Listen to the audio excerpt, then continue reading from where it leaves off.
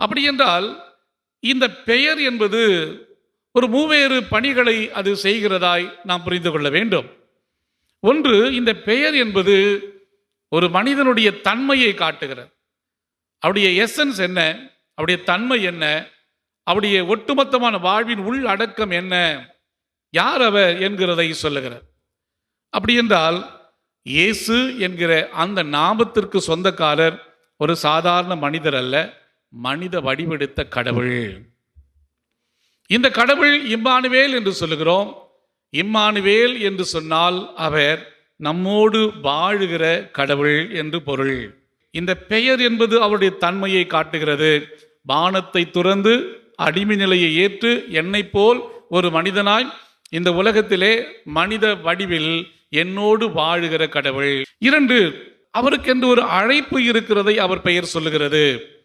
இயேசு என்றால் மீட்பர் என்று பொருள். அவருடைய அழைப்பு எதிலிருந்து காப்பாற்ற போகிறார்?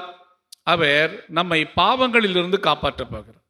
என்ன பாவம் என்று சொன்னால், இந்த இறை வார்த்தையில் மீண்டும் மீண்டும் சொல்லப்படுகிற ஒரே ஒரு வார்த்தை நீதி, நீதி, நீதி என்ற வார்த்தையை நாம் எல்லா இடங்களிலும் நாம் பார்க்கிறோம். இயேசுடைய வார்த்தையில் சொல்லுவதென்றால் யோவான் 10:10, என் ஆடுகள் வாழ்வு பெற வேண்டும், அந்த வாழ்வை மிகுதியாய் பெற வேண்டும். வாழ்வளிக்கிற அந்த பணி, வாழ வைக்கிற அந்த பணி எப்பொழுது வாழ முடியும் அப்படின்னு கேட்டால், உறவுகள் சரியாக இருக்கிற போதுதான் வாழ்க்கை சாத்தியமாகும்.